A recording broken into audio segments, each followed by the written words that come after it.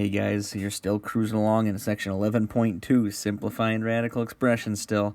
Again, in the past you probably didn't know all the things that you kind of do with radicals when it comes to algebra, when it comes to simplifying, but there are a lot of little things that go into it, things that we can do. And I'm going to show you another new one today, one you haven't seen yet, that is like something we have done though, combining like terms.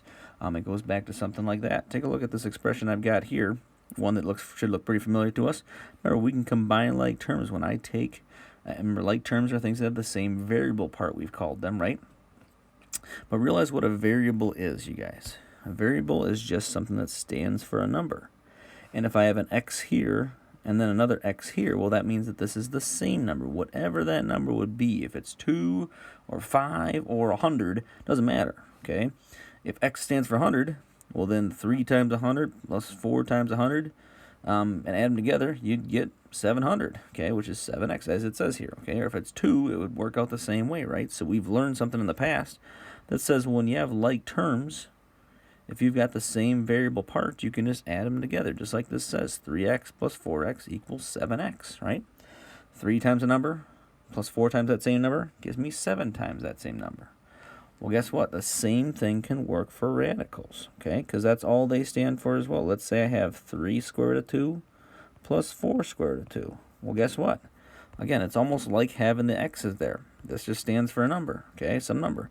Well, the square root of 2 is an irrational number. It stands for a number.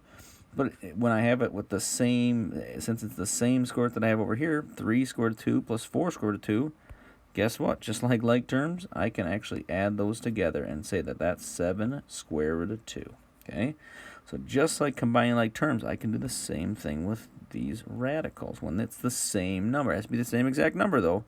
If it was square root of 2 and square root of 3, I could not, because those are different numbers, right? Just like the same variables, like we talked about when I combine like terms. So if I have something like this today, though, 2 plus square root of 5, or 2 square root of 5 plus 6 square root of 5, I can simplify that and say 8 square root of 5 and move on to my next problem, okay? This one, again, I can only combine ones of the same radical, so negative 3 square root of 10 plus 6 square root of 7 plus 8 square root of 10. Well, again, these are like my like terms. You can call them that. They have the same radical. And so we'll have square root of 10. So negative 3 plus 8 would be 5 square root of 10.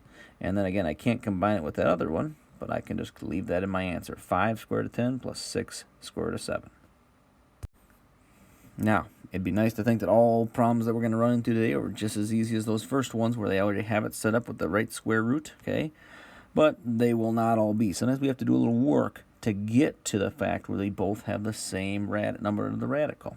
Okay, take a look at this first one here that I've got. Again, maybe you can kind of start to see what's going to happen already. If you can, try it, pause the video, try it yourself. Otherwise, you can watch along with me.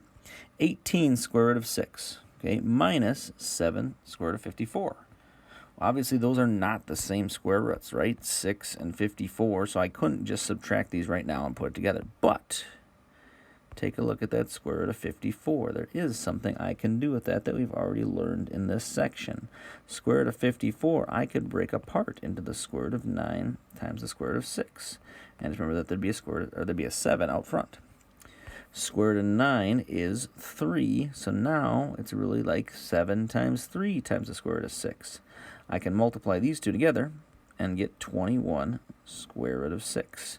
And if I bring down my 18 square root of 6 then from the first part of the problem, oops, not equals, sorry, but a minus. Okay, 18 square root of 6 minus 21 square root of 6. Now I can put these together and say negative 3 square root of 6. So sometimes we got to do a little work to get them so that they have the same square root. But once we do, then we can combine them just like terms, okay?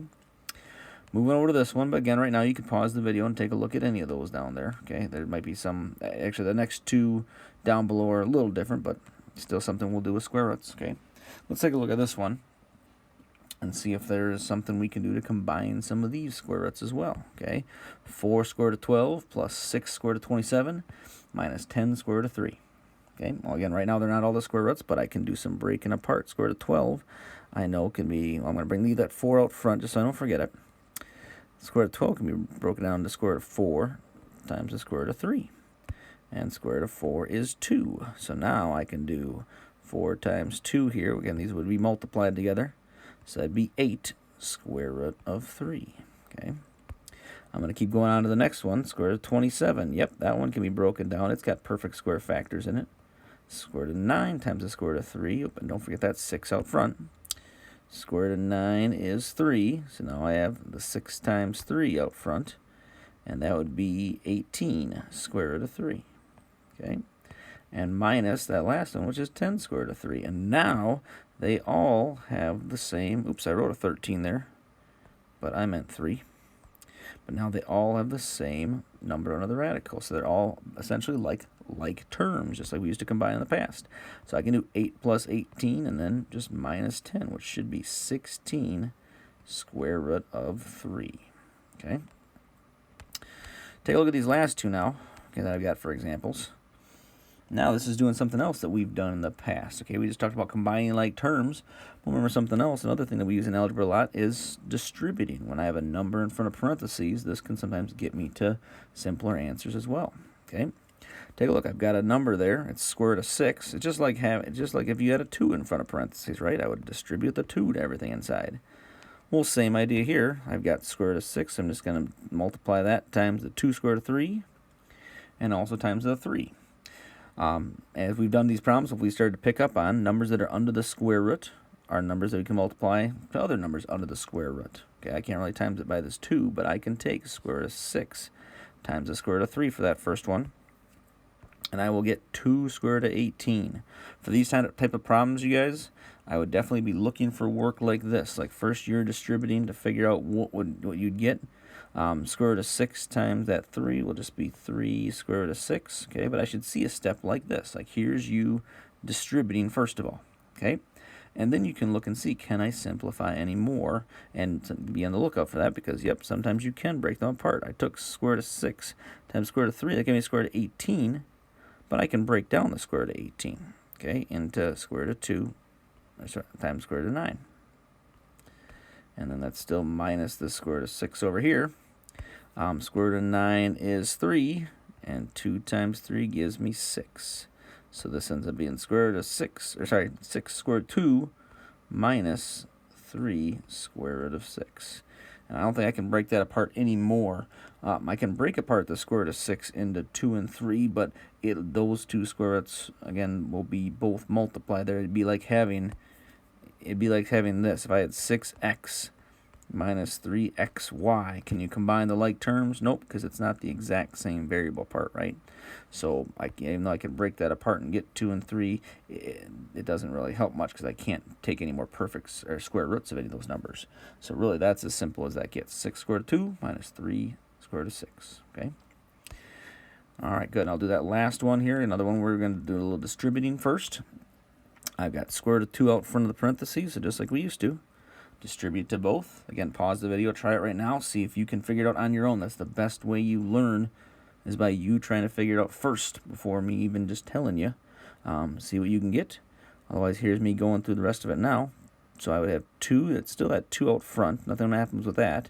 But I get 2 and then square root of 28. Okay, I'll write it a little better here. 28 minus 3, and then square root of 6 times square root of 2 would be square root of 12.